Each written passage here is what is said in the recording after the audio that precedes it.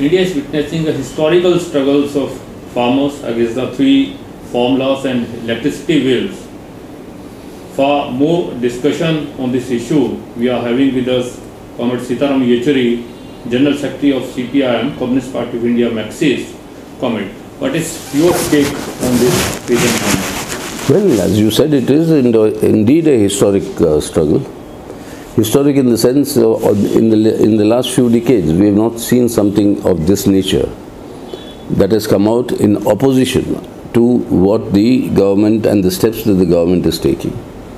This has been largely spontaneous, but on the basis of a very, very solid and correct understanding that these farm bills are not only anti-Indian agriculture, not only anti-Indian farmer, but they are anti-India. And this is actually undermining the self-reliant basis of the Indian economy, and all to allow private capital, both foreign and domestic, to maximize their profits at a time of a global recession, economic recession, and at a time when Indian economy is plunged to its depths.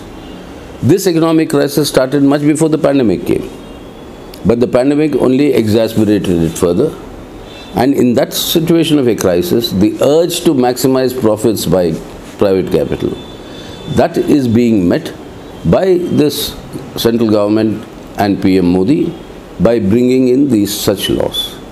These are essentially aimed and part and parcel of the overall economic package that this government has outlined, whereby there is a complete loot of national assets, there is a complete handover of national property and assets in terms of our public sector to private capital.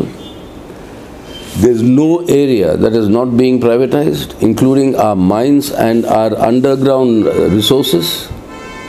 And in the process, unemployment is galloping, hunger is growing leaps and bounds, people are suffering due to misery and starvation, but this government mindlessly, absolutely taking no cognizance of that, is going ahead with this loot, and therefore this struggle is no longer now confined only to our Kisans and the Kisan movement, but it is slowly now spreading to become a sort of a people's movement. And that is the nature that it is taking, and very correctly so, in defense of India, in defense of our own national assets, it is required that these sort of laws and these sort of measures must be opposed. And this is getting a large, widespread support. The entire trade union movement has come out on the streets in support. The agricultural labor, of course, are integral to the Kisan movement. The middle class, the employees, the students, the youth, the women, have all come in and rallied in solidarity and continue to support this struggle. So it's taking the shape of a people's movement, which is therefore makes it indeed historic in the present juncture.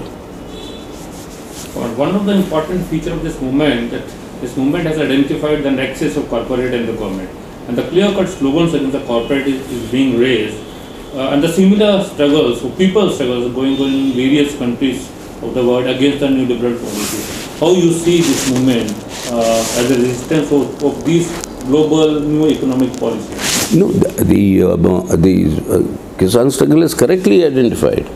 The corporates who are going to get a bonanza of super profits.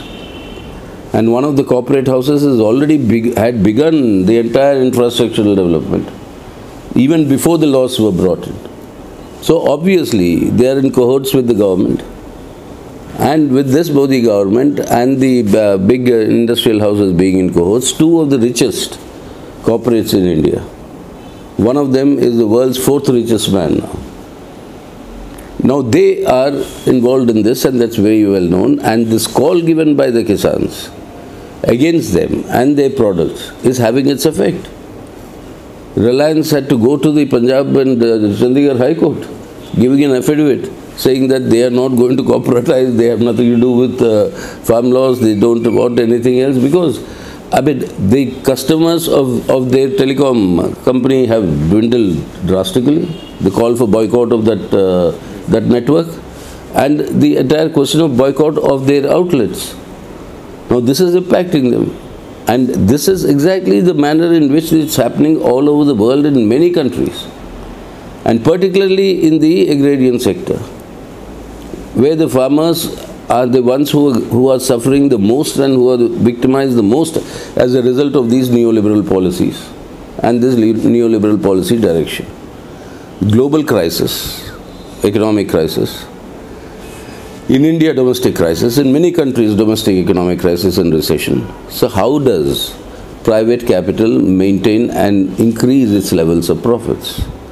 Only way is to encroach upon various areas, and one area which has a rich potential for profit generation is agriculture.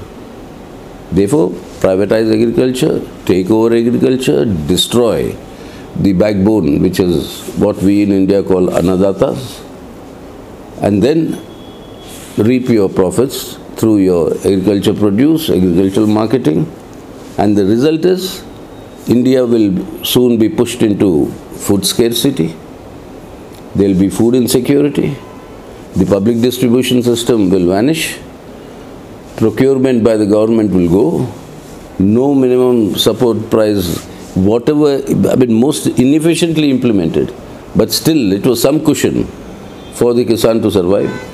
That will be gone.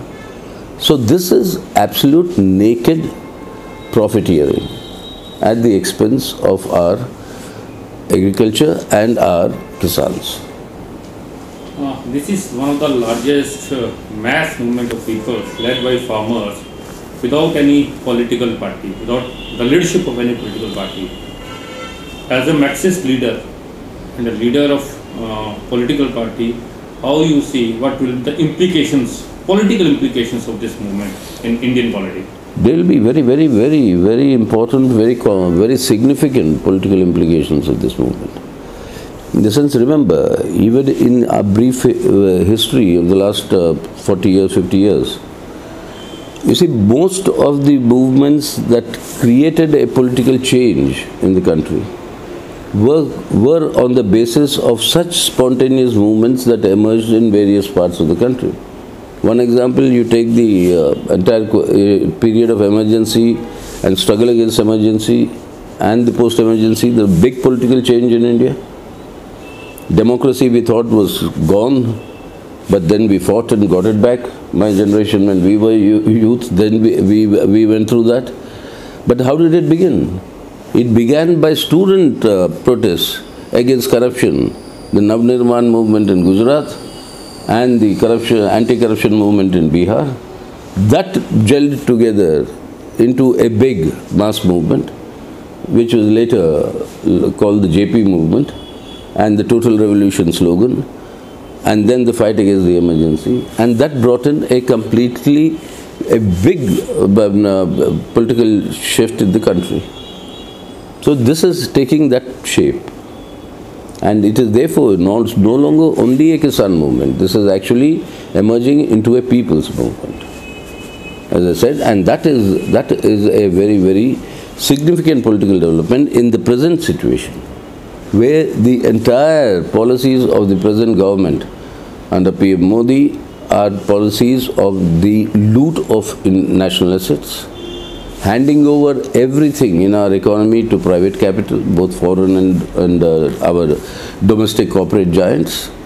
And this is leading to galloping unemployment, impoverishment of our people, growing hunger, malnutrition of our children, the future of India, and growing misery of the people.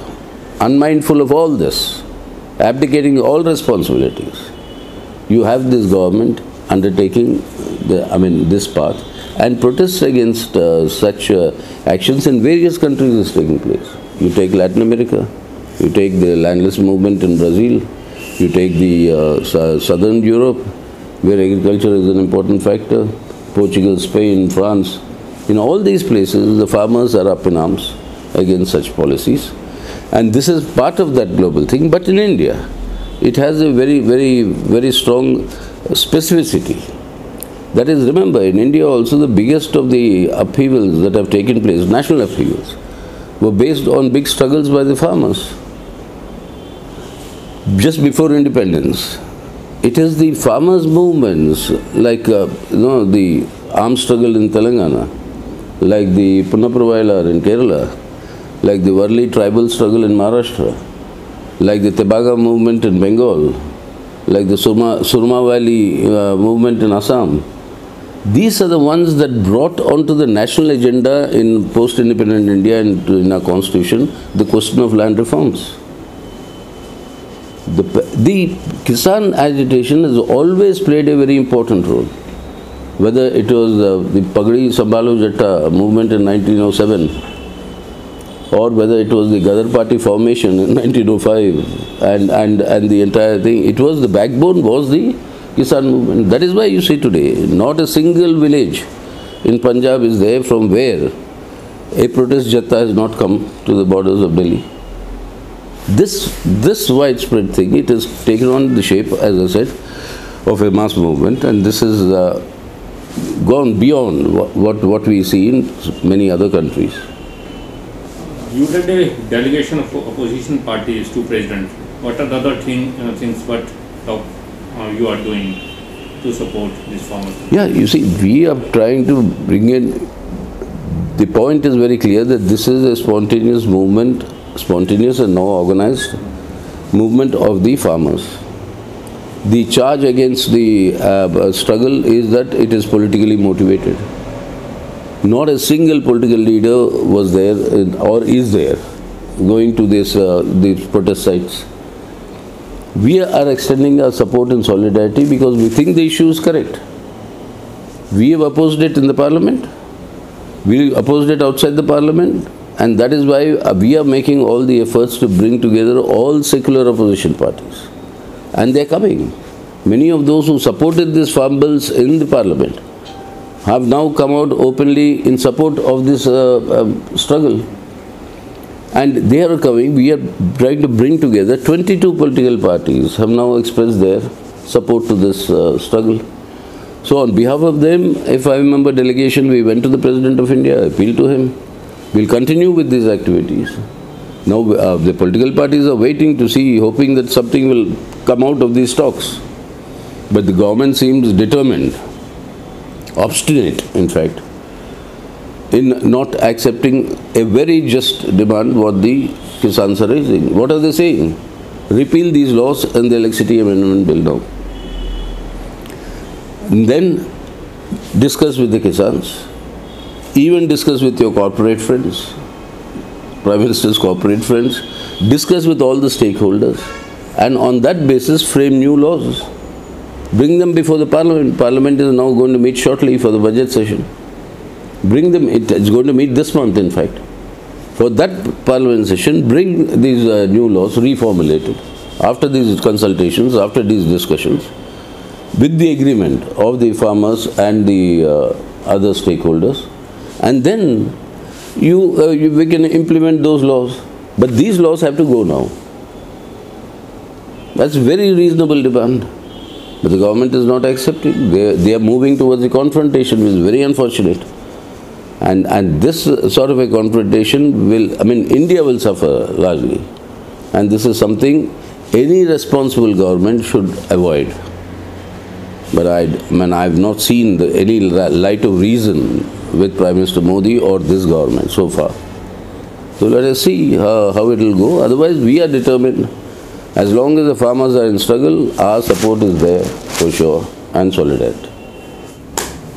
I would only appeal to my Kisan brothers and sisters that so far what you have shown has been the strength of remarkable unity, determination, grit, and the courage to face the worst of repression in this intense cold wave.